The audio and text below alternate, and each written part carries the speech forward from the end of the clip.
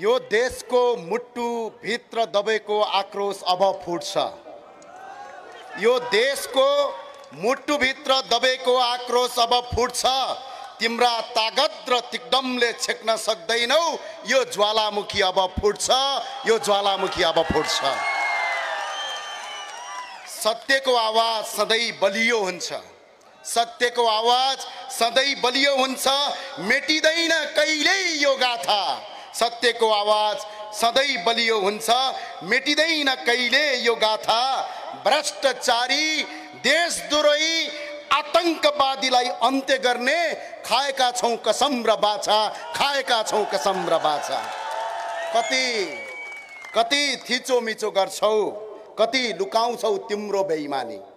कति थिचोमिचो गर्छौ, कति लुकाउँछौ तिम्रो बेइमानी। जनताको सागर उर्लन्छ, बगाउँछ तिम्रो शैतानी। जनताको सागर उर्लिन्छ, बगाउँछ तिम्रो शैतानी। डरको पर्दा च्यातिन्छ अब। डरको पर्दा च्यातिन्छ अब। मौनता अब टुट्छ। डरको पर्दा च्यातिन्छ अब। मौनता अब टुट्छ। भ्रष्टाचारको जरा उखेलिन्छ, नयाँ बिहानी टुट्छ। भ्रष्टाचारको जरा उखेलिन्छ, नयाँ बिहानी टुट्छ। तिम्रा महलहरू ढल्नेछन्। यो केपी कमरेडले प्रचण्ड र शेरबहादुर देउवाले सुनुन्। तिम्रा महलहरू ढल्नेछन्। तिम्रा महलहरू ढल्नेछन्। तिम्रो शासन सकिन्छ। तिम्रा महलहरू ढल्नेछन्। तिम्रो शासन सकिन्छ। पीडितहरूको आँसुले तिम्रो सिंहासन भत्किन्छ। पीडितहरूको आँसुले तिम्रो सिंहासन भत्किन्छ। जति रोक्न खोज्छौ उति नै यो आन्दोलन अगाडि बढ्छ। जति रोक्न खोज्छौ उति नै यो आन्दोलन अगाडि बढ्छ। भ्रष्टाचार मुक्त नेपालको सपना अब साकार हुन्छ। भ्रष्टाचार मुक्त नेपालको सपना अब साकार हुन्छ। आदरणीय यस कार्यक्रमका सभापति महोदय र आजको कार्यक्रमका प्रमुख अतिथि राष्ट्रिय प्रजातन्त्र पार्टीका अध्यक्ष माननीय राजेन्द्र लिङ्गदेनज्यू र पार्टीका निवर्तमान अध्यक्षज्यू, पार्टी उपाध्यक्षज्यू र टाढा टाढाबाट मनभरि पीडा राखेर आफ्नो छातीभन्दा माथि, आफ्नो मुट्टुभन्दा माथि राष्ट्रिय झण्डा चन्द्र सूर्य बोकेर आउनुभएका, यस्तो समयका बावजुद, यस्तो डरका बावजुद यी भ्रष्टहरूका मुट्टुमा ढ्याङ्ग्रो बजाउनलाई आउनुभएका मेरा प्रिय आमा बुवा दाजुभाइ तथा दिदीबहिनीहरूमा स्वीकार्नुहोस्। जय राष्ट्रवाद, जय नेपाल। सबैलाई हामी हाम्रा साथीहरूलाई लगेर थुनेका छन्। 17,000 मार्छु भन्ने 5,000 को जिम्मा लिनेले मञ्चमा बसेर भाषण गर्छन्। राजावादीले हिंसा गरे रे। अहिले प्रमाणित भयो सरकारी सम्पत्ति तोडफोड गर्ने, जडीबुटीमा आगो लाउने माओवादीको कार्यकर्ता भएको आज पुष्टि भएको छ। तपाईहरुका साथका साथहरु यस्ता भिजिलान्तीहरू प्रयोग गरेर झुटा मुद्दा लगाएर हाम्रा साथीहरूलाई थुनिएको छ। पार्टीका उपाध्यक्ष रविन्द्र मिश्र, माननीय सांसद डाक्टर धवल शमशेर राणा, पशुपति खड्का लगायत राष्ट्रवादी साथीहरूलाई थुनिएको छ। म सरकारलाई अपील गर्न चाहन्छु, अनुरोध गर्न चाहन्छु, झुटा मुद्दा लगाएर थुन्ने कोसिस नगरियोस्। यदि यो कोसिस भयो भने आज बल्खुमा लाखौं, भोलि देशभरि हजारौं जनताले तिमीहरूको घर घेर्ने छन्। त्यो दिन तिमीहरू भागेर कहाँ जान्छौ? यी झुटा मुद्दा तत्काल फिर्ता गरियोस्।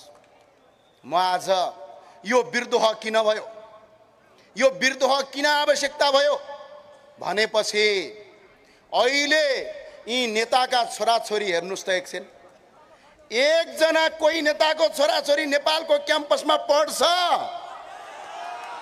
जनताका छोराछोरी क्याम्पसमा पढाएर राजनीति गराएर त्यही क्याम्पस बन्द गराउँछन्। म आज सोध्न चाहन्छु, कति भ्रष्टाचार गरेको? लाउडा काण्ड कहाँ गयो? धमिजा काण्ड कहाँ छ? चेजेर काण्ड कहाँ छ? चाइना साउथ काण्ड कहाँ छ? एयरबस काण्ड कहाँ छ?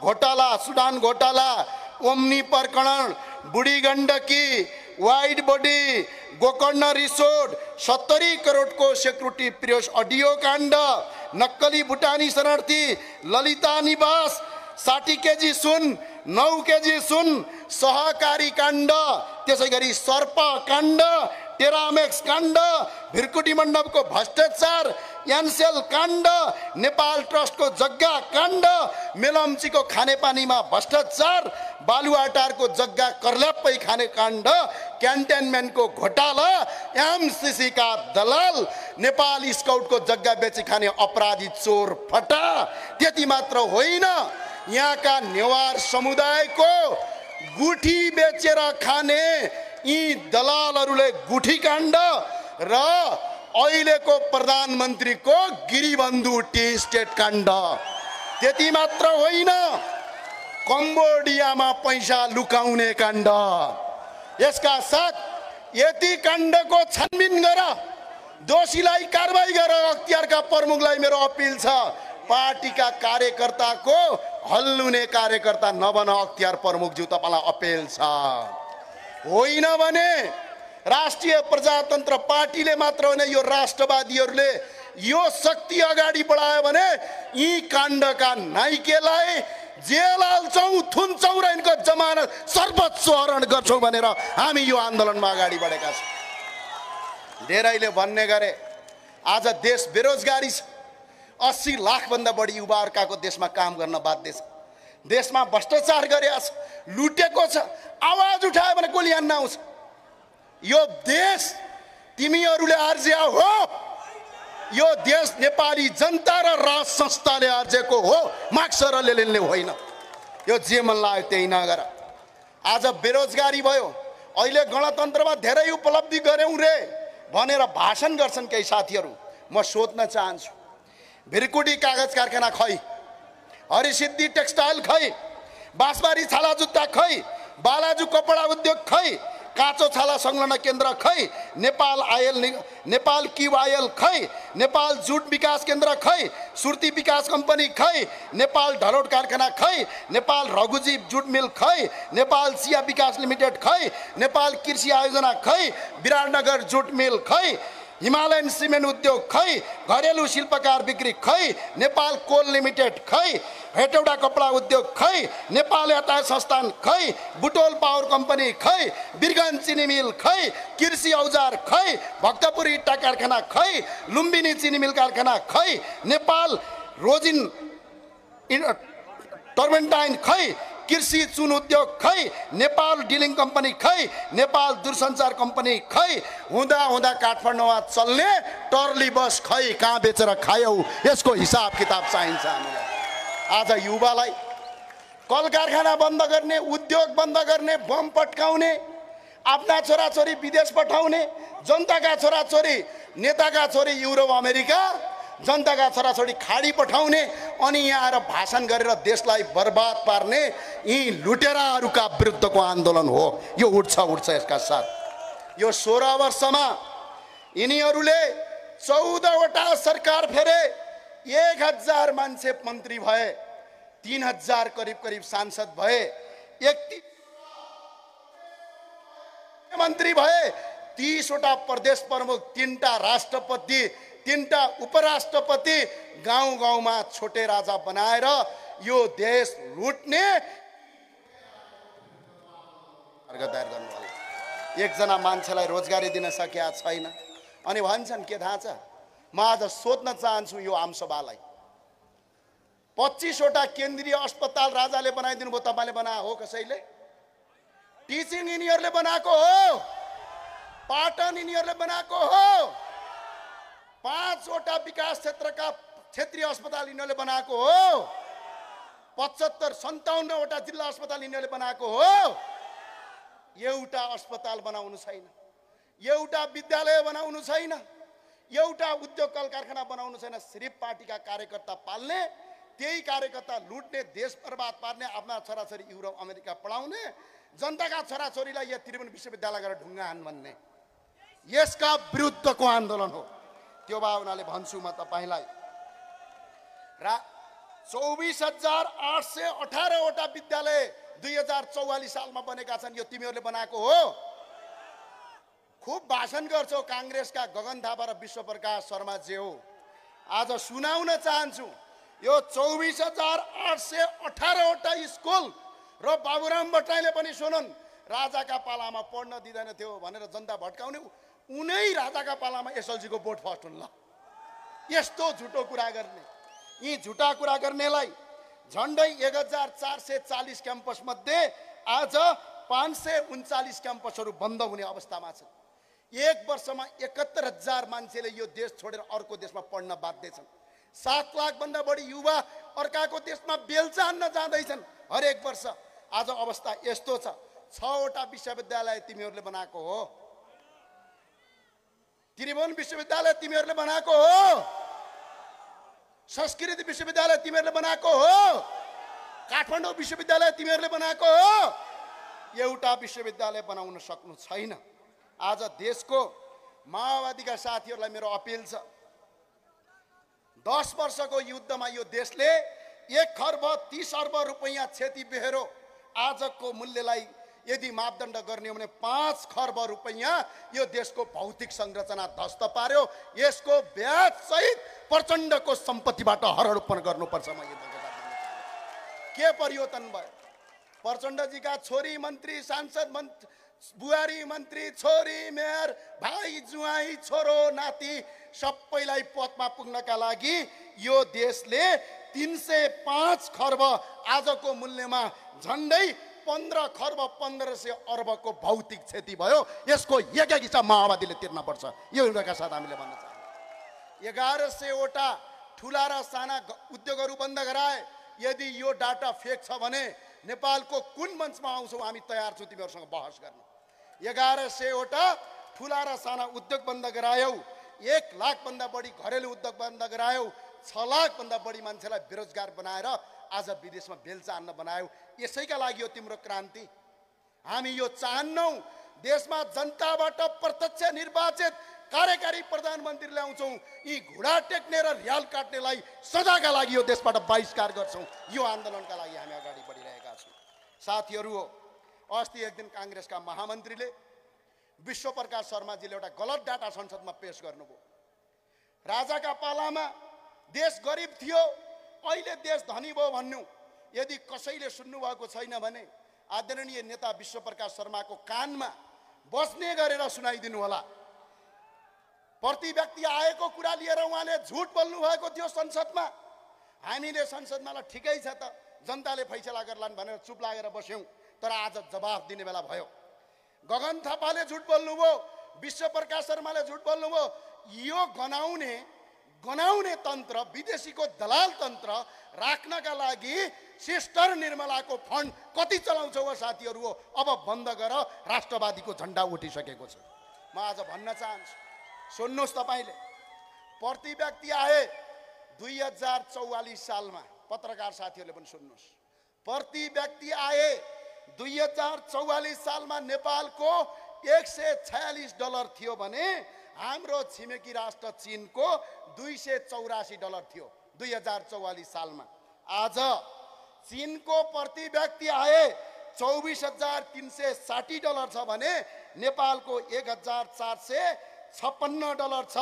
झन्डै 37 वर्ष अगाडि चीन जम्मा हामी नेपाली भन्दा $98 धनी थियो, तर आज $22,904 चीन अगाडि छ। तिमीहरूले देश लुट्यौ कि लुटेनौ? यसबाट, यो डाटाबाट तिमीलाई थाहा हुन्छ। अब 138 थियो अरे 44 सालमा, अहिले 1400 भयो भन्छन्। 2044 सालमा सुनको मूल्य 3000 रुपियाँ तोला थियो। अहिले सुनको मूल्य 1,73,000 रुपियाँ छ। अनि सुनको मूल्य 3000 का 1,73,000 का। जम्मा चाइना $98 अगाडि थियो, अहिले $22,000 अगाडि छ। देश तिमीहरूले बर्बाद पार्यौ कि पारेनौ? विश्व गगनहरूले पार्यौ देश बर्बाद। र अर्को, आज $1 बराबर नेपाली कति रुपियाँ हुन्छ? 137 रुपियाँ 58 पैसा हुन्छ। तर 2044 सालमा $1 बराबर 22 रुपियाँ 27 पैसा नेपालको करेन्सी थियो। यो इतिहास पढ्न सक्दैन भने हेर, तर जनतालाई झुटो बोलाएर तिम्रो यो लुटतन्त्र टिकाउने कोसिस बन्द गर। म यही अपिल र अनुरोध गर्न चाहन्छु। सक्यो दया भाइ र भन्न चाहन्छु, म अपिल गर्न चाहन्छु, आज यो देशमा वैदेशिक ऋण 26 खर्ब पुग्यो। आज 80 लाख युवाहरू विदेशमा छन्। 15 खर्ब 7 अर्ब 84 करोड रुपियाँ यी नेता कार्यकर्ता पाल्दै 1 वर्षमा खर्च हुन्छ। हामीलाई किन चाहियो 884 जना सांसद? 205 जना सांसद भयो भने यो देश काया पलट हुन्छ।